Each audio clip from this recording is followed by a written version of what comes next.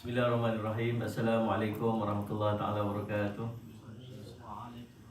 Alhamdulillah rabbil alamin wal aqibatu lil muttaqin ala umuri dunya waddin. Asyhadu an la ilaha illallah wa asyhadu anna sayyidana Muhammadan abduhu wa rasuluh.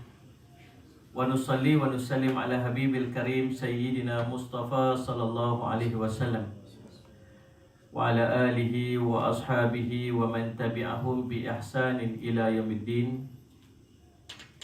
Subhanaka la ilma lana illa ma 'allamtana innaka antal alimul hakim. Rabbi shrah li sadri wa yassir li amri wahlul 'uqdatam min lisani yafqahu qawli. Bismillah ma sya'allah la yasuqul khaira illa Allah ma sya'allah. La yasrifu su'a illa Allah ma sya'allah ma kana min ni'matin fa min Allah ma sya'allah. Wa la hawla wa la quwwata illa billah Al-Aliyyil Azim, ya amma ba'du. Tuan-tuan sidang hadirin dan hadirat yang dirahmati oleh Allah sekalian, alhamdulillah segala puji dan syukur kita panjatkan kepada Allah Subhanahu wa taala.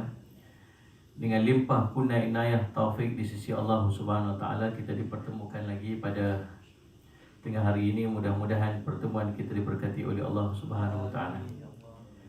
Tuan-tuan, kita berada pada hadis yang ke Allahumma salli ala sayyidina Muhammad 37 daripada hadis sallallahu alaihi wasallam yang dihimpunkan kepada kita oleh sallallahu alaihi wasallam 50 hadis fadilat amalan. Baik. Hadis ke-37, fadilat orang yang menahan kemarahan.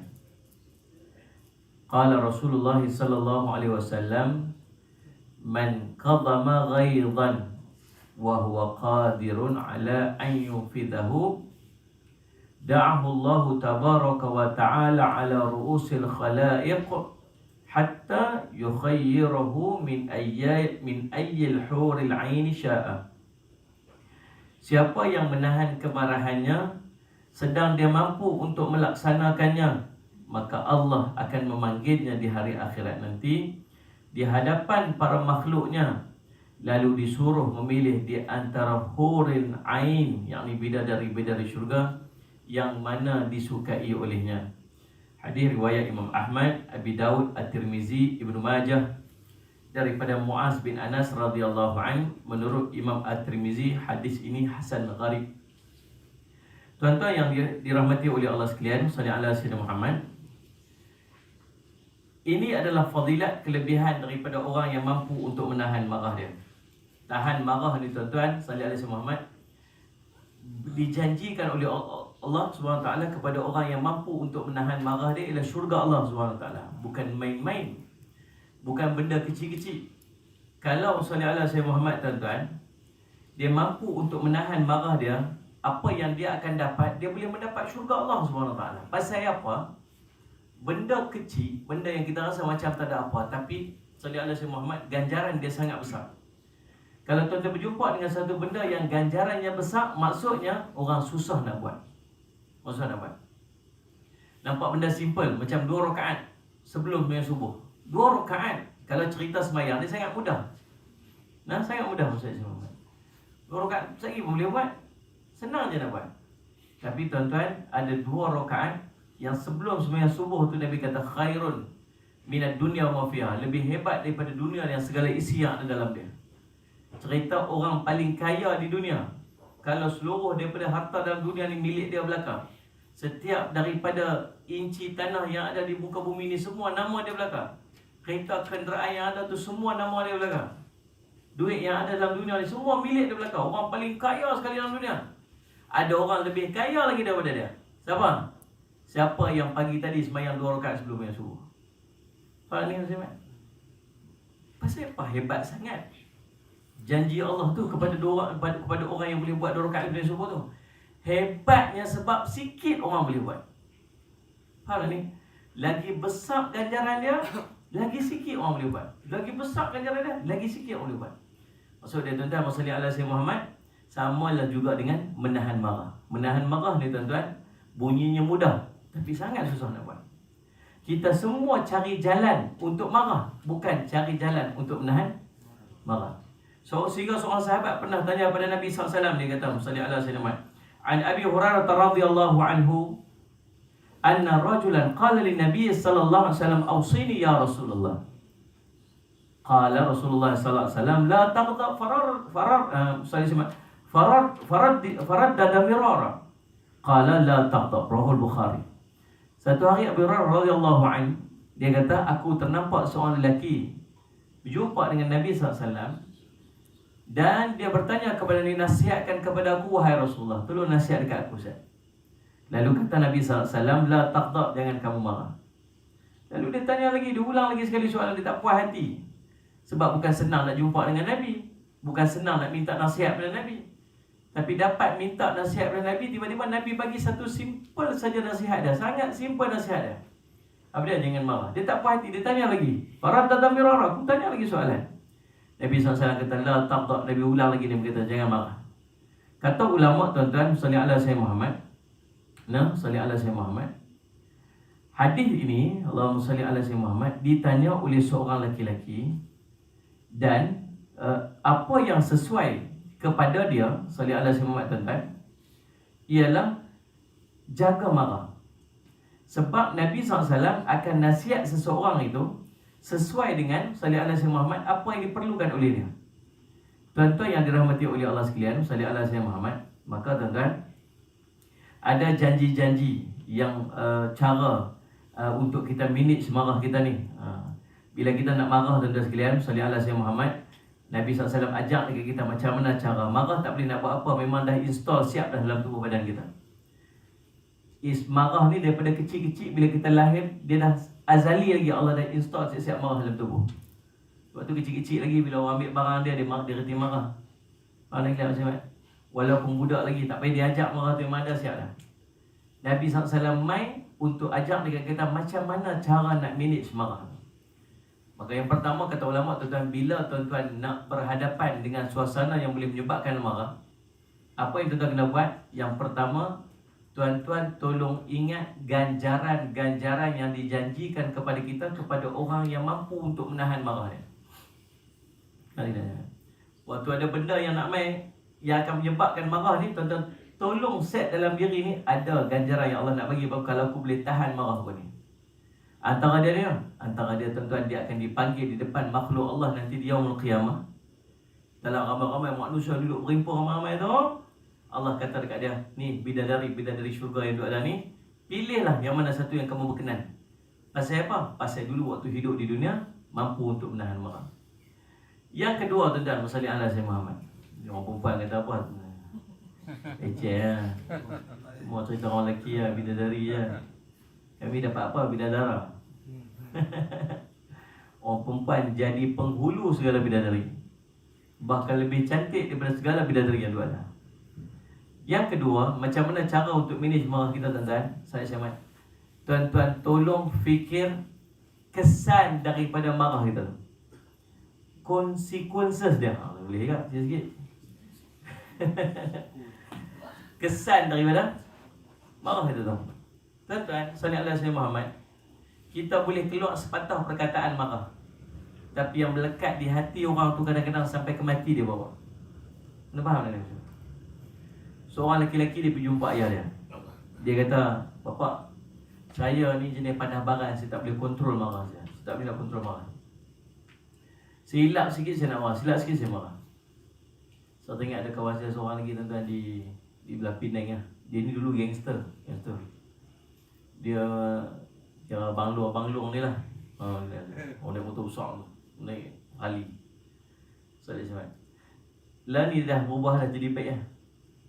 Tapi sepanjang masa dengan jubah, dengan kopiah dia pakai jubah. Sepanjang masa naik motor, naik Harley tu pun pakai jubah juga. Saya kata, amboi abang dahsyat tu ya abang. Salli ala Sayyidina Muhammad. Duk pakai jubah saja. Dia kata, apa Ustaz, sebenarnya saya ni pandai baran Ustaz. Saya pandai baran. Sebab tu saya jadi macam mana saya dulu. Sebab saya tak boleh kontrol marah saya. Sikit tak kena. Kalau kena sikit, dia punya bahan dia tu jadi incredible. Dia memang tak boleh kontrol marah dia. Sebab tu dia jadi abang long tu. Tuan-tuan, sampai dia berubah pun marah dia tu ada lagi. Cara untuk dia kontrol marah dia tu buat apa? Dia pakai sunnah Nabi SAW. Dia pakai jubah, dia letak kopiah atas kepala. Dia kata, Ustaz, setiap kali bila benda main yang boleh buat saya marah, dia kata, saya teringat ni sunnah Nabi atas kepala saya. Ni saya pakai sunnah Nabi. Saya tak mau rosakkan sunnah Nabi dengan pandangan buruk saya.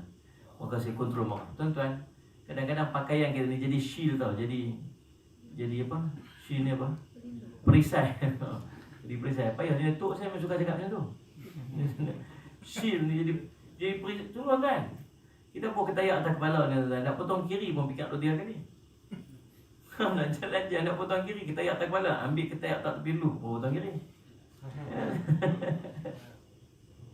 Kawan saya saya ingat dia cerita kat saya, dia kata dia free hampa mengaji agama dahsyat-dahsyat, dia kata hampa masuk neraka dulu. Pasal apa? Hampa mengaji susah, bila hampa mengaji 4 tahun tak buat lagi masuk neraka, biar aku tak payah mengaji terus, langsung tak tahu tak payah buat apa. Sampai tadi lah. Dalam kereta dia ada kopiah sebiji tak atas dashboard. Walaupun dia macam tu, dekat kereta dia, dekat dashboard mesti ada kopiah tu, kopiah keras. Sini kata dia, saya kata, ni kipas ni apa? Ustaz, dia kata, jangan pandang rendah kat aku. Kopiah ni, dia kata, ni untuk Roblox. Kopiah ni untuk Roblox, dia kata. Selagi Roblox ke depan, ambil kopiah tak atas kepala, tekan radio IKIM, set nombor 1. Subhanallah. Elok sampai buka tingkat polis. Assalamualaikum. Salam. Sampai mana ni? Kuliah. Okey, jalan. Selalunya selamat dia lah. Tuan-tuan, tak sedap. Jadi shield kita sungguh tak musibah. Faham tak ni? Tuan-tuan sekalian. Tuan-tuan yang duk pakai. Sebab tu saya tengok tuan-tuan rajin pakai kopiah kat sini, saya tahu. Sebab susah nak jaga pandangan. Kalau buat atas kepala, kopiah atas kepala, nak tengok kiri kanan sangat pun nak jaga sikit. Pasal apa? Kopiah atas kepala. Faham ni? Kalau nak tengok tu, kopiah pun dalam poket. Tuan-tuan, Musalli ala Sayyidina Muhammad. Jadi, dia pergi mengadu kat bapak dia. Dia kata, bapak saya ni jenis orang tak boleh sabar, tak boleh tahan marah. Saya suka nak marah orang.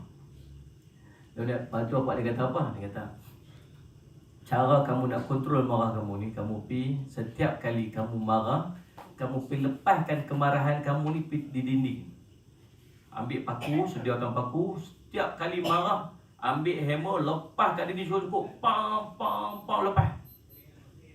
Lepaskan kemarahan kamu tu di dinding tu. Nanti bila kamu reda, kamu dah rasa lega, kamu cabut balik paku tu. Itulah yang kamu buat setiap kali kamu marah. Satu hari, kemarahan kamu akan reda. Dia pun tuan-tuan ambil petua apa dia ni. Setiap kali dia marah, dia ambil paku, dia lepas kat dinding. Setiap ambil paku, setiap kali marah, dia ambil paku, lepas kat dinding. Sampai satu hari memang reda sungguh marah dia. Lalu tuan-tuan, Musalli ala Sayyidina Muhammad, dia jumpa dengan bapak dia. Dia kata, bapak, Alhamdulillah saya punya marah, saya dah reda, saya dah okey dah. Kita apa kamu buat? Dia kata, saya lepas kat dinding macam bapak kata kita lah. Dia kata, jom kita pergi tengok tempat tu. Dia pun pergi tengok kat belakang rumah dia, memang cok dinding dah tuan. Dah berlubang-lubang kat dinding tu. Apa kamu buat ni? Setiap kali saya marah, saya lepas kat dinding, saya cabut. Saya marah, saya lepas dinding. Setiap kali saya reda, saya cabut. Alhamdulillah, kamu dah reda, marah kamu dah tak ada dah. Tapi kamu tengok lubang-lubang ni, inilah hati-hati orang yang kamu marah. Kita boleh marah orang, tuan-tuan. Kita boleh marah orang, kita boleh cakap apa saja kita boleh cakap. Tapi tuan-tuan, sagi bila kita dah reda, hilang dah perasaan tu dalam hati kita. Tapi di hati orang tu, dia kekal, kadang-kadang disimpan sampai ke mati. Saya teringat tuan-tuan, jadi kat saya sendirilah ni lah. Dulu waktu saya duduk mengaji, sampai saya bukan sampai dah berkahwin lah, saya duduk mengaji lagi. Saya pernah tinggal anak-anak isteri saya pergi mengaji dekat, saya duduk kat Yaman beberapa ketika. Waktu memang makan cukup-cukup lah. Saya pernah tuan-tuan sekalian, ni saja cerita tuan-tuan, yang cerita kat orang. Malu lagi orang kata. Pernah waktu tu saya makan, beli beras kilo hutang waktu tu mujahadah mengaji tu. Tuan-tuan Musalli ala Sayyidina Muhammad. Jadi waktu habis sekolah tak ada duit nak mengaji. Tu mengaji sambil kerja, mengaji macam itulah. Tuan-tuan Musalli ala Sayyidina Muhammad. Jadi waktu tu isteri saya bersalin. Waktu isteri bersalin, bawa anak-anak pergi hospital lah. Jadi pergi makan. Anak saya kongsi Musalli ala Sayyidina Muhammad, Milo ais tu minta mereka kongsi 2-3 orang. Pasal tak mampu tu yang mampu saya beli. Anak saya tak mau kongsi. Budak-budak dia bukan tahu. Nak seorang satu. Saya marah dia. Minumlah, minum. Takkan kita nak abang kedai yang tak ada duit lah apa semua, tak abang. Suruh minum juga. Tuan-tuan, baru-baru ni pergi makan restoran yang sama. Baru ni anak saya dah besar dah, anak yang bersalin hari tu ni. Oh, bunyi tek banyak sangat sana bunyi ni bunyi. Macam nak meletup. Saja. Tuan-tuan, anak saya yang bersalin hari tu pun dah dua lah. Cerita 8 tahun lepas tu. Saya sebab dah. Darjah 3 lah, 9 tahun lepas. Dan saya kata, dulu kita pernah main makan dekat restoran ni. Anak perempuan saya tu, dia kata kat saya. Dia kata, ingat. Lama ingat. Kakak ingat makan apa? Dia kata, ingat makan apa tak tahu. Tapi ingat hari tu kena marah dengan ayah. Hari tu kena marah dengan ayah. Kena marah dengan ayah je. Pasal tak mau kongsi Milo. Rupanya tuan-tuan, dalam banyak-banyak cerita kita bagi dia makan, dia seronok, dia dapat adik dia, banyak macam-macam dia dapat. Yang dia ingat ialah marah. Anak-anak kita macam tu tuan-tuan. Ustaz Syamad. Sebab tu kadang-kadang bila kita nak marah tuan-tuan, fikir kesan. Waktu tu saya mak kat dia dah besar lah, dia dah ambil SPM dah. Saya mak kat dia, naknya waktu tu ayah tak ada duit. Yang mampu beli satu cawan Milo yang kita kongsi dengan ramai. Dia menangis tuan-tuan, dia tak tahu, dia kata, budak-budak dia nak marah apa. Tapi nak cerita, macam itulah keadaan kehidupan kita. Kita marah orang tuan-tuan, dia boleh senyum kat kita.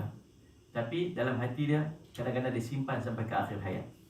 Ada seorang ibu kan, dia Salih Alaihi Muhammad, laki-laki ni, dia pergi mengadu dekat guru dia, hidup dia tunggal langgang. Hidup dia tunggal langgang lah. Buat apa pun tak jadi, buat apa pun jadi. Hidup dia saat jatuh, saat naik. Tak habis-habis, tak putus-putus dia dengan ujian dalam kehidupan dia. Dia mengadu kat guru dia orang baik. Bukan orang jahat je, bukan orang maksiat, orang duduk di masjid. Dia kata, wahai Tok Guru, saya nak tanya satu lo, nasihat kat saya. Pasal apa hidup saya jadi macam ni? Pasal apa hidup saya tunggal langgang susah. Salih Alaihi Muhammad. Dia kata, kamu ada masalah dengan orang kot? Saya tak tahu, saya tak ada masalah dengan orang. Kamu ada masalah dengan mak kamu tak? Dia kata, tak ada, mak saya okey. Kira setiap bulan saya akan balik, saya akan bagi duit kat mak saya akan balik, mak saya akan sambut saya dengan elok, mak saya bagi saya makan elok, tak ada masalah, saya tak ada masalah apa dengan mak. Dia kata, cuba kamu balik sekali, kamu balik rumah, kamu pergi sembang-sembang dengan mak kamu elok, pergi sembang elok dengan dia. Kok ada benda disimpan hati. Balik sungguh tuan-tuan, malam tu juga dia balik ke rumah. Dia duduk satu hari lepas sembahyang, dia duduk depan mak dia, dia pegang tangan mak dia, menghadap muka mak dia. Dia kata, mak, saya nak tanya, mak ada terasa hati apa dengan saya tak? Mak tuan-tuan, dia cakap apa? Mak kita tak ada apa, mana ada apa, semua okey. Sungguh mak cakap betul dengan saya. Ada tak mak simpan dalam hati mak tu, ada benda tak mak tak setuju dengan saya apa-apa mak? Mak dia menangis, mula menangis lah. Dia kata, ingat tak dulu ni waktu kamu sekolah menengah? Cerita sekolah menengah tu ni. Cerita mak kita ni tuan-tuan. Sekolah menengah dulu ni. Kamu beli seluar, mak ingat seluar tu rosak. Zaman pakai seluar koyak-koyak. Mak ingat seluar tu rosak, mak buang. Dia kata, ingat tak kamu balik, kamu cari seluar tu. Mana seluar saya? Kalau mak ingat rosak, kamu ambil seluar tu, kamu baling kat muka mak. Kamu ingat tak? Zaman waktu tu kita kan. Dia kata, sampai waktu tu mak katalah hati aku nak tuntut ke anak aku ni di akhirat. Mak dia kata. Tapi lepas tu mak tu basuh juga seluar tu. Mak tu masak juga bagi makan anak dia. Dia bela sampai besar budak tu. Tapi rupanya ada sikit yang dia simpan dalam hati dia. Hidup anak dia tunggal langgang. Rosak kan. Sampai hari tu dia merayu, dia minta ampun sungguh-sungguh kat mak dia. Mak dia ampun dia. Lepas tu baru hidup dia jadi sempurna.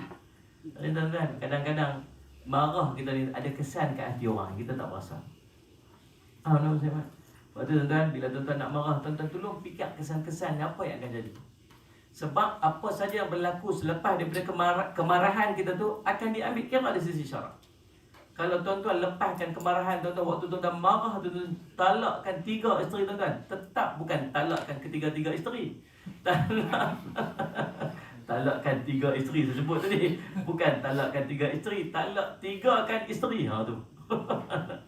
Beralihkan sikit je tuan-tuan, jadi maksud lain lah.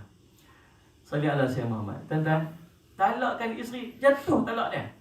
Ada seorang main mengadu, apa saya kat saya? sambil duduk melengah-melengah. Ustaz, ni nak buat macam mana ni anak saya? Dia mesej duduk melengah-melengah. Macam mana Ustaz tahu dia mesej melengah-melengah? Tu dia buat gambar tu yang muka duk teriak ayak tu jatuh. Banyak sangat tu melengah teruk tu. Dia kata Ustaz Mat, dia kata Ustaz tolonglah. Ni anak saya kecil-kecil lagi, saya dah bercerai dengan isteri saya. Anak saya kecil-kecil lagi, saya duk tengok anak saya teringat anak saya rindu kat anak saya nak duduk dengan anak saya Ustaz. Tapi saya dah ceraikan isteri saya. Katalah, kamu sayang kat dia ke? Sayang. Isteri kamu, dia pun dah okey dah. Habis tu pasal apa? Rojok balik lah. Kita dulu ada talak raja'i kan? Talak raja'i. Talak yang boleh dirojok balik ni, selagi masih duduk dalam iddah. Ya Syekh, suami berhak nak, jom kita kahwin balik. Boleh tak masa dia Syekh, boleh kahwin balik dan tak perlu pada akad nikah asal duduk dalam masih dalam iddah tu. Cumanya sudah dikira sebagai satu talak dah terlepas. Maksud ada baki 2 talak lagi. Faham tak ni Syekh? Dia kata, "Dak Ustaz, masalahnya Ustaz ialah saya dah bagi talak 3 dia Ustaz. Pasal apa bagi macam tu? Saya tengah marah Ustaz. Isteri saya duk provoke saya Ustaz. Abang nak bagi berapa abang? Abang nak bagi berapa kat saya?" Ni kita ni pun boleh tahan. Abang nak bagi berapa kat saya? Nak bagi berapa kat saya? Oh tuan-tuan, jangan dicabar kelakian ni. Anak sangat, 1 juta buh tak kepala. Muka 1 juta buh. Tuan-tuan letak 1 juta pun dia kira maksimum 3. Habis. Saya Mat. Mazhab Syafi'i sebut 3 jatuh 3. Salih ada Syekh Muhammad. Faham tak ni? Tuan-tuan, habis tu dah buat macam mana ni? Tak boleh rujuk balik dah. Sampai dia menikah dengan orang lain, kemudian lagi dia pergi bersama dengan orang tu, dia bercerai dah, kemudian baru dia boleh. Itu pun bukan boleh pre-arrange nak. Tahu pre-arrange? Cina buta. Tak pasal-pasal Cina tu kena. Dia kata, "Hai, apa punya cerita aku kena?" Tak pasal-pasal dia kena lagi. Subhanallah, tak boleh pre-arrange. Haram hukum dia, berdosa besar. Habis tu nak buat macam mana? Tuan-tuan, kesan daripada kemarahan. Bila tuan-tuan nak marah, tuan-tuan tolong fikir kesannya. Kita akan menggoreng hati orang, kita akan merosakkan kehidupan orang, kita akan menghilangkan perasaan kasih orang dekat kita. Anak-anak kita tuan-tuan boleh bayang sampai dah ni. Ada di kalangan kita, anak-anak kita pandang muka kita pun tak mahu. Sebab ada benda yang waktu kita marah, dia sangat menggoreng hati dia. Sadik dah siapa? Jumpa, sembang. Tapi sembangnya tak sama macam sembang sebelum daripada kemarahan. Dan drag dia tu sampai dia besar, sampai dia berkahwin, sampai dia beranak pinak. Waktu kita marah, dia boleh cerita balik dekat anak-anak dia macam mana kita marah kat dia dulu. Waktu tuan-tuan, setiap kali nak marah, tuan-tuan tolong fikirkan kesan daripada kemarahan tuan-tuan. Itu yang kedua. Yang ketiga, dia ajak adab kepada kita bila kita nak marah.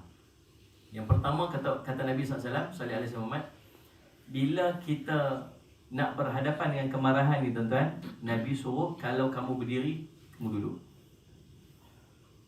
Kalau masih marah lagi dalam keadaan duduk tu, baring. Maksudnya 2 perkara tuan-tuan. Yang pertama, physically daripada diri kepada duduk, daripada duduk kepada baring. Physical. Pasal apa? Pasal bila kita marah, kita biasa akan membesarkan diri kita berbanding dengan orang kita marah. Dia ni. Yang duduk, dia bangkit. Standard lah orang gaduh macam tu. Orang main-main duk marah-marah dia apa semua. Tuan-tuan, apa dia buat?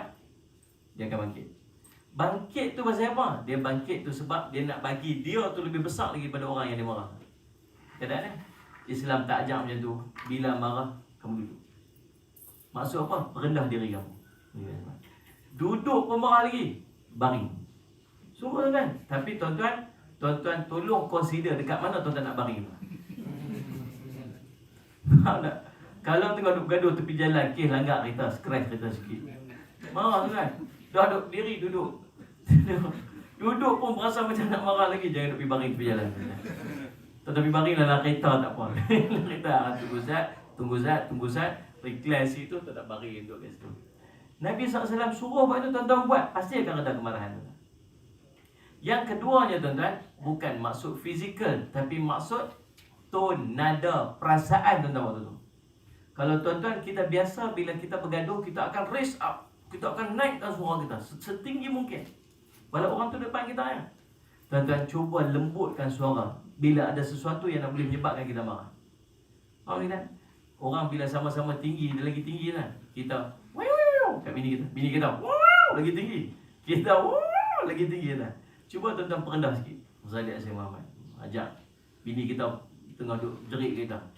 Siapa ni? Gitu. Tak lah abang tu. Siapa? Awal. Gitu. Mesti dia tak marah. Allah Zaliat. Faham tak ni? Tuan-tuan, kalau tuan-tuan tak mau dia marah, tuan-tuan bergaduh, tuan-tuan tahu tak buat apa? Tuan-tuan beli cincin emas satu dia. Pokong kah, kingkong kah, kelangkung kong kah, ikut surat tuan-tuan. Confirm rendah marah dia.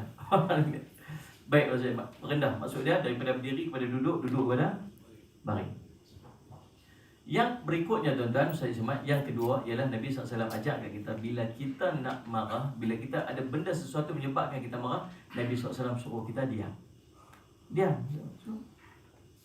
Sehingga akan dijanjikan kepada orang yang Allah, kata Allah dalam satu ada kursi, aku akan mengurniakan istana di tengah syurga kepada orang yang mengelakkan diri dia daripada berbalah walaupun dia betul. Orang kata pada fitnah, buat macam-macam kat dia, tuan-tuan diam je, diam. Jangan kata apa-apa. Sebab bila tuan-tuan respon, akan jadi dua keadaan. Yang pertama, saya semat, keadaan tu akan jadi lebih keruh. Tuan-tuan tak akan berhenti, dia akan jadi kosok lagi, serabut lagi. Yang kedua tuan-tuan akan menyebabkan orang yang buat cerita kat kita tu, mereka cerita baru untuk mengukuhkan cerita dia tu. Dia abang kita satu benda tu tak betul, kita pergi kata dia salah, yang dia kata kat saya tak betul, dia telah fitnah saya, dia kata macam tu, dia kata tu, dah satu dah fitnah dia. Disebabkan dia nak mempertahankan hujah dia tu, maka dia create satu cerita baru lagi untuk pertahankan hujah dia. Maka kita telah menyebabkan dia telah melakukan dua fitnah. Kita pertahan lagi, bukan aku tak buat macam tu, dia telah fitnah aku, dia kata macam tu. Dia nak pertahan lagi, dia buat yang ketiga. Akhirnya menyebabkan dia makin sesat, makin rosak. Rosak tu kita punya pasal. Pasal apa? Pasal kita duk melawan dengan dia. Maka Islam ajak kita apa ni? Dia. Saya seterusnya sebut, bila fitnah main dekat kamu, kemudian dia. Satu hari fitnah tu akan reda, kebenaran akan muncul. Faham tak ni? Tapi boleh tak ada dia? Sahur dah. Kau menggelupok kat rumah boleh tahu lah. Ya dah. Tapi macam tu Nabi SAW ajak. Dia. Kalau tuan-tuan duduk kat rumah, ada benda boleh mencetuskan kemarahan tuan-tuan, tuan-tuan start kereta, tuan-tuan pergi keluar. Jangan duduk rumah. Sungguh. Jangan puja. Dia yang buat tak tahu dia. Mana isteri tu, wow, isteri tu. Tuan buat tak tahu dia. Tuan ambil kunci kereta, tuan tutup itu, tuan start kereta, tuan pergi. Lagi dia telefon kita. Telefon satu, abang. Bagi telefon dua. Awak mana ni? Awak mula tuan. Telefon dah 3-4 kali, tuan-tuan lagi boleh tahu. Tapi diam itu akan meredakan suasana. Faham tak? Yang ketiga tuan-tuan, Nabi SAW ajak kat kita, bila kita berhadapan dengan marah, wudu. Ambil wudu. Tapi tuan-tuan, saya nak tanyalah, waktu tengah kemuncak marah ni, rasa-rasa rajin tak nak ambil wudu? Sungguh-sungguh tak. Mau ni, dia tengah duk marah, dia tengah orang duk main kata kita macam-macam, dia tengah berhadapan dengan suasana tu. Rajin nak bagi tahu dia. Tunggu saat lah, yang pergi mana tau? Tapi hak pergi mana ni? Ibu wudu. Asal saja dah buat gitu. Tuan-tuan. Dia ambil kayu lagi dah. Tuan-tuan macam mana? Nabi kata mesti baik. Dan waktu tu yang duk berperang tu bukan kita duk perang dengan dia sangat, kita sedang berperang dengan diri kita. Sama ada kita nak mendengar perintah Nabi SAW ataupun kita nak lanjut dengan ni, apa yang duk membara hati kita ni. Siapa yang duk bagi bara hati kita? Siapa? Syaitan. Kamu nak dengar cakap syaitan kan, kamu dengar cakap Nabi SAW? Kamu nak dengar perintah syaitan duk provoke kamu ni, ataupun kamu nak dengar apa yang Nabi SAW suruh kamu buat? Iman yang kuat tuan-tuan, dia akan pergi ambil wuduk, kemudian dia akan reda. Pasti dia akan reda. Tuan-tuan tahu tak? Satu hari Sayyidina Abu Bakar radhiyallahu anhu. Sayyidina Abu Bakar radhiyallahu anhu, Sayyidina Ali Muhammad, dia duduk dengan Nabi SAW. Nabi duduk sebelah dia. Lalu tuan-tuan, ada mai seorang lelaki mai katak dia macam-macam kat dekat Sayyidina Abu Bakar. Sayyidina Abu Bakar ni orang lembut, dia orang baik. Dia bukan, dia kira Sayyidina Umar ni orang keras, orang yang Sayyidina dia, kita tahu watak Sayyidina Umar. Sayyidina Abu Bakar dia orang lembut. Orang yang saja-saja nak cari pasal dengan orang ni tak ada. Dia nak buat kecoh-kecoh dengan orang tak ada, nak pergi duk bagi sakit. Bukan jenis Sayyidina Umar, Sayyidina Abu Bakar. Tapi dalam keadaan dia macam tu pun orang main kata fitnah dia macam-macam.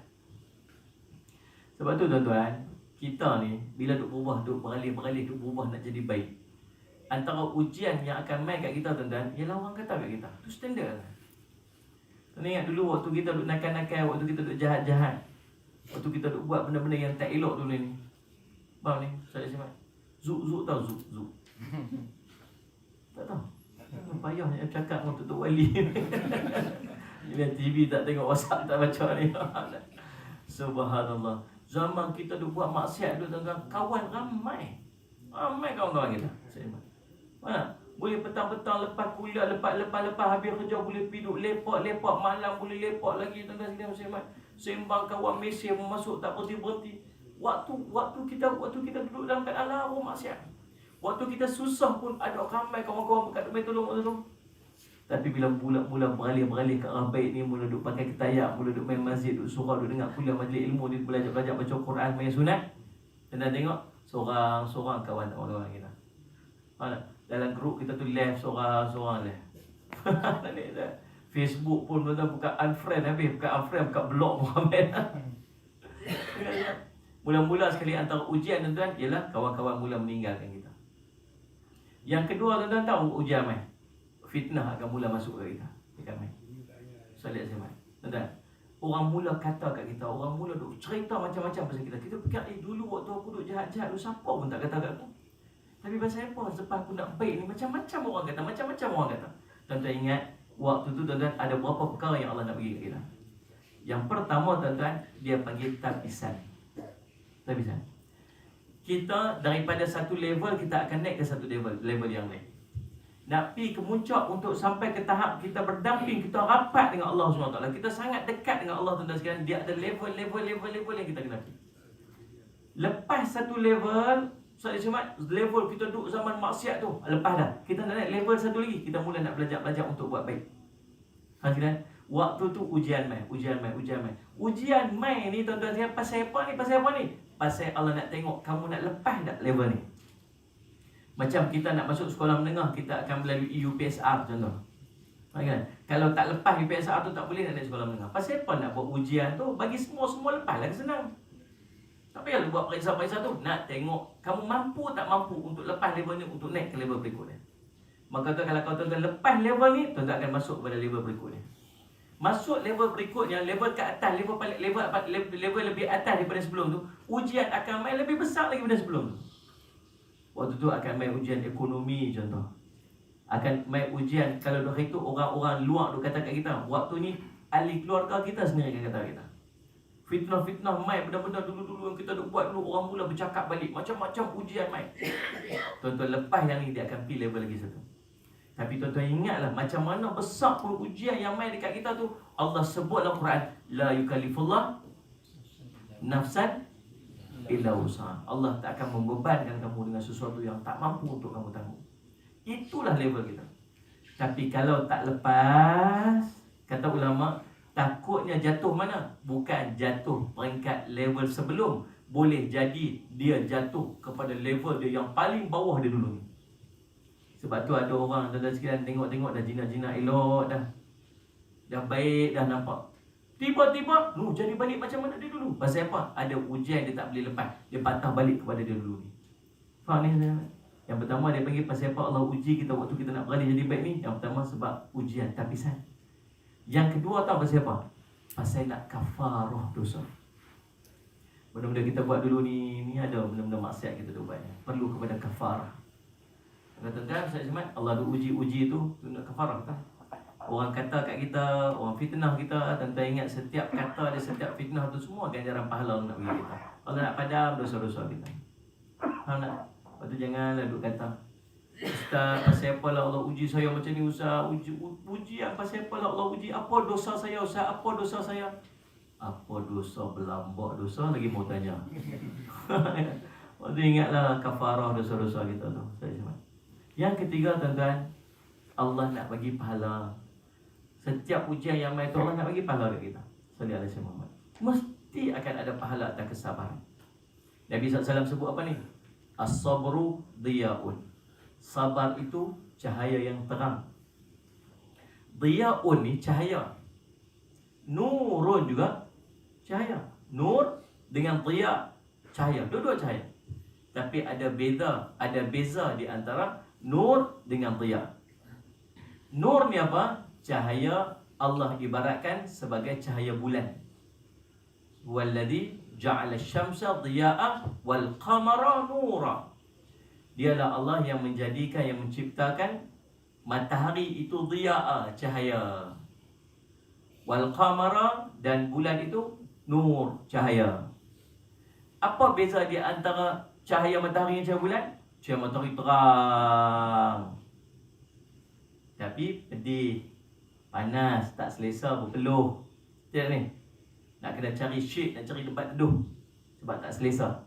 Tapi terang. Cahaya bulan je lah, lembut, sejuk, tenang, tapi tak apa terang. Nabi ibaratkan as-sabru, sabar itu diya', cahaya. Cahaya yang terang. Maksudnya dalam kamu nak berhadapan dengan ujian ni, sabar kamu tu macam kamu berdiri di tengah panas matahari. Tak selesanya, berpeluhnya, melekitnya, pedihnya, sunburnnya. Tapi kalau kamu sabar, kamu akan jumpa cahaya yang sangat terang. Maksudnya apa? Hikmah yang tersembunyi di sebalik ujian. Tapi berapa ramai orang mampu untuk bertahan di bawah panas matahari yang terik, maka dia akan give up, dia akan lari duduk di bawah shade, maka dia tak akan berjumpa dengan hikmah dia. Orang patah dia dengan sabar. Tak boleh sabar lah, tak boleh lah, tak tahu lah, biar lah, tak mau ambil tahu lah. Patah balik. Dia tak berjumpa dengan hikmah yang Allah sedang susun dekat dia di depan. Faham tuan-tuan? Maka tuan-tuan ingatlah, setiap ujian Allah bagi, setiap ujian ada hikmah yang Allah nak bagi kita. Mesti ada benda tersembunyi. Terus sabar je. Nah, yang keempat tuan-tuan sekalian, antara disebab apa pasal apa Allah uji kita, Allah nak mengangkat darjat-darjat kita. Sebab nak duduk dekat dengan Allah, mesti darjat kita tinggi. Maka Allah nak angkat darjat kita dengan ujian-ujian. Tuan-tuan sekalian Muhammad, sedangkan Sayyidina Abu Bakar yang sangat lembut dan baik, yang takwanya sangat tinggi, Nabi kata apa? Kalau segenggam sedekah Sayyidina Abu Bakar itu nak ditimbang dengan sedekah seluruh makhluk bumi ini, semua pakat sedekah dengan timbang sedekah dia, segenggam sedekah dia, takkan sama. Pasal apa? Takwanya Sayyidina Abu Bakar radhiyallahu anhu banding dengan orang lain. Ikhlas dia. Tu pun orang maki hamun, tu pun orang keji, orang kata, orang fitnah. Tuan-tuan pegang perkataan saya ni elok. Tuan-tuan pegang tak? Tuan-tuan tulis Facebook pun tak apa. Buat jahat pun orang kata. Tidak? Buat jahat orang kata. Buat baik pun orang kata. Lebih baik buat baik. Itu simple je. Buat jahat pun orang kata, buat baik pun orang kata. Buat baik pun orang kata, buat jahat pun orang kata. Baik buat baik tuan-tuan sekalian. Tak usah duk kira apa orang kata. Kita kira apa Allah. Tu dah sambunglah sama. Macam blur je. Buat baik pun orang kata, buat jahat pun orang kata. Lebih kita buat baik. Sallallahu alaihi wasallam. Faham ni? Tak payah duk kisah apa orang kata. Yang kita kena kisah apa yang Allah kata. Tuan-tuan, jadi bila Sayyidina Abu Bakar kena maki hamun, Nabi SAW duduk tepi dia. Nabi duduk tepi dia. Orang ni main kata, kamu ni Abu Bakar, kamu ni teruk lah, kamu ni macam-macam, dia kata. Sayyidina Abu Bakar diam aja, tak kata apa, diam aja, tak kata apa. Pun tak, pun tak. Senyap ya. Sampai tahap dia, manusia ada limitation dia. Akhirnya Sayyidina Abu Bakar pun bangun. Bangun ni, dia nak bagi tahu kat kawan tu, dia kata tak betul je. Bangun tu, nak bagi tahu. Kata dia cakap tadi, tuan-tuan, salih ala Sayyidina Muhammad. Waktu tu Rasulullah pun bangun. Rasulullah pun berlalu. Bila dia tengok Rasulullah bangun, dia dah tak kisah dah apa orang ni kata, dia pergi kat Rasulullah. Dia kata, Rasulullah, tadi waktu orang tu maki hamun saya, kata saya macam-macam, saya duduk diam. Rasulullah pun duduk diam di tepi saya. Tapi bila saya bangun, saya nak bagi tahu yang dia cakap tu tak betul je, saya nak tahan diri saya aja. Rasulullah pun bangun pergi. Pasal apa? Kata Nabi kepada Sayyidina Abu Bakar, tadi waktu kamu diam, waktu orang sedang hamun, kamu maki hamun kamu macam-macam, para malaikat semua duduk diri di belakang kamu, semua mempertahankan kamu. Apa yang dia caci kamu, dia keji, itulah malaikat duk caci dan keji dia. Sampailah kamu berdiri untuk pertahan diri kamu sendiri, maka malaikat pun semua berlalu, biarkan kamu untuk pertahan diri kamu sendiri. Maka aku pun berlalu, kata Nabi SAW. Ada tuan-tuan, daripada situ Nabi ajak kat kita apa ni?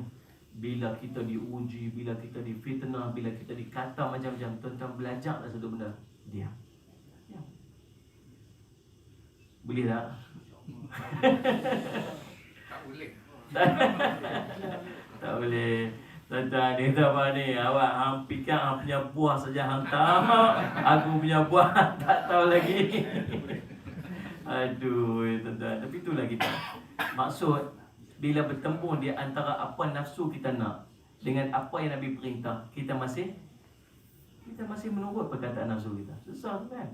Tapi subhanallah, kalau mampu untuk bersabar, kalau mampu untuk diam, kalau mampu untuk pergi berwuduk, kalau mampu untuk pergi duduk, bahkan baring tadi tuan-tuan sekalian, pasti ada ganjaran yang sangat besar Allah nak bagi kita.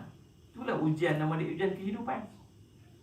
Marilah Ustaz, dia mesti Nabi SAW sebut, orang mukmin ni tuan-tuan, kata Nabi SAW, macam pokok yang sentiasa ditiup angin. Tu aja pokok. Orang mukmin ni macam pokok yang sentiasa ditiup angin. Dia mesti macam tu, mesti macam tu, mesti macam tu. Itulah hidup orang mukmin.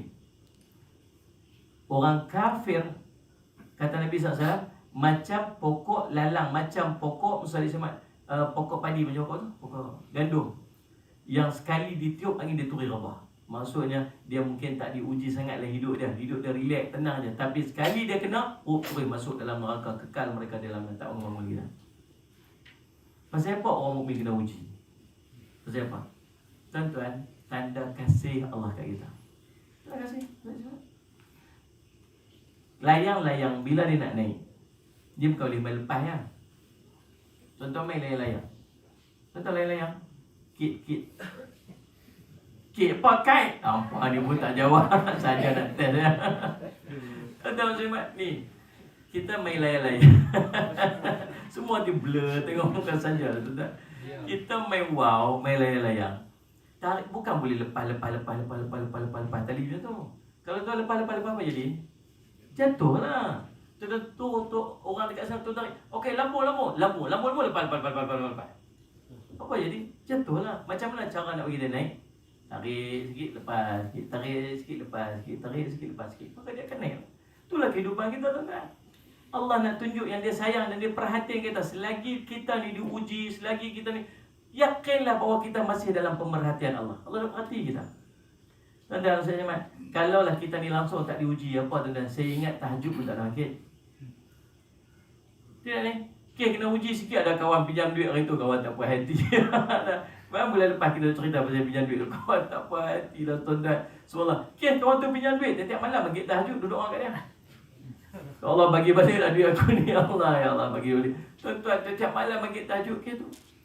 Pun dia seorang makcik jumpa saya. Dia kata, Ustaz, tolong doa kat anak saya seorang ni.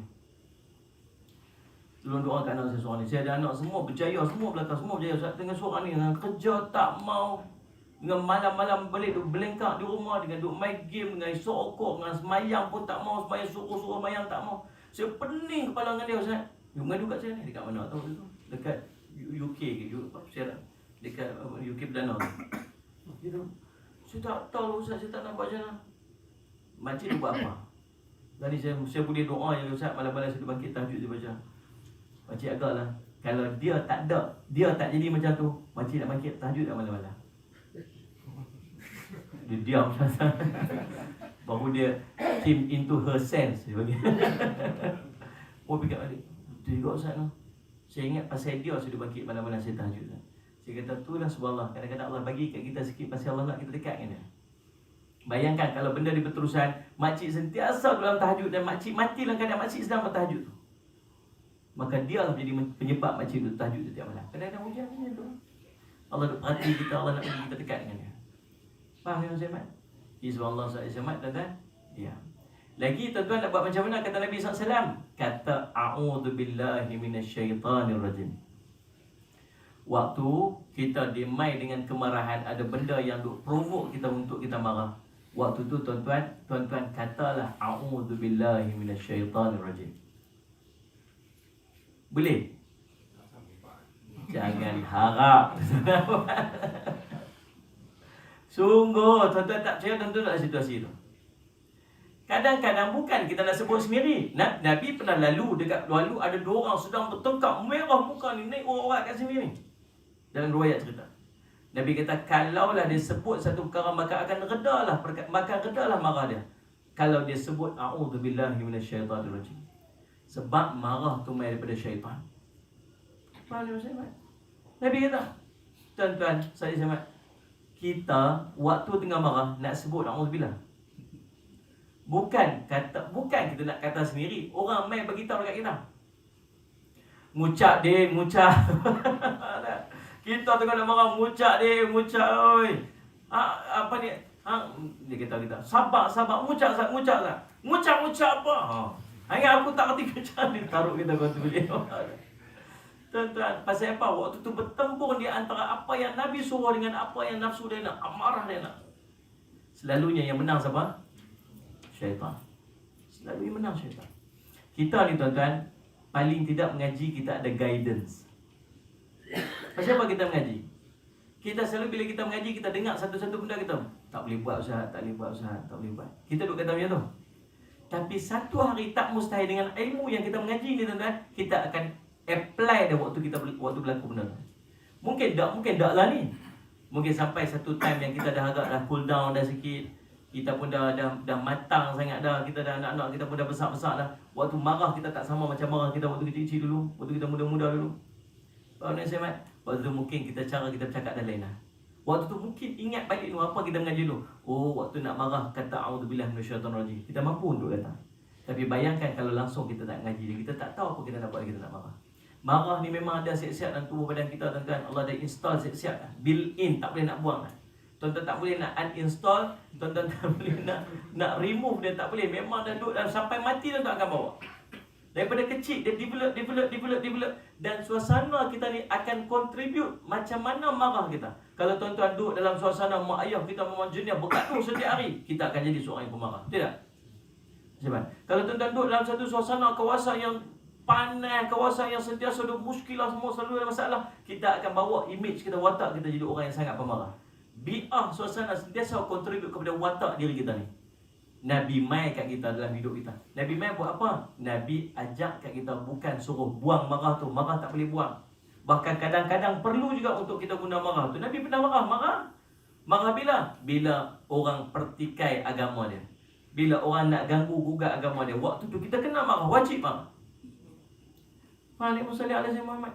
Tuan-tuan, nak buang marah tak boleh. Tapi Nabi ajak dekat kita anger management. Nabi ajak kita macam mana cara untuk kita manage marah kita tu.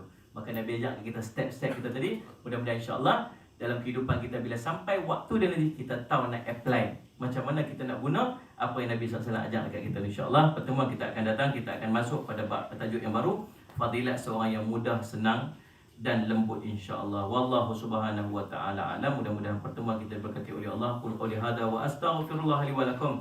Wassalamualaikum warahmatullahi taala wabarakatuh. Bismillahirrahmanirrahim. Alhamdulillahirabbil alamin.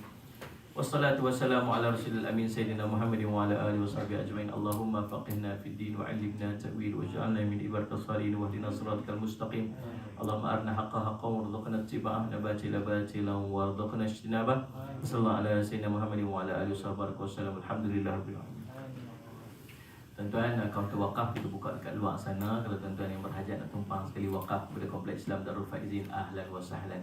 Kami sangat-sangat memerlukan. Dan juga ada sahabat kita mai buat jualan apa ni, pati delima. Delima tu saya jadi duta dia, macam di Lofa jadi duta. Itu dia buat sedih semat apa ni produk tu, dan dia make approach kita, dia kata jadi setiap penjualan dia nak saya jadi duta dan tolong promosikan, dan setiap daripada penjualan tu ada sumbangan kepada kumpulan Islam. Saya kata ahlan wa sahlan kami. Itulah insya-Allah. Jadi dia pun buat promosi bagi tuan-tuan rasa seorang sikit. Macam mana rasa dia pati delima ni bagus tuan-tuan. Jadi amalan pada setiap hari. Dia apa ni, salah satu daripada makanan sunnah Nabi SAW, ruman delima insya-Allah. Mudah-mudahan jadi manfaat. Wallahu a'lam.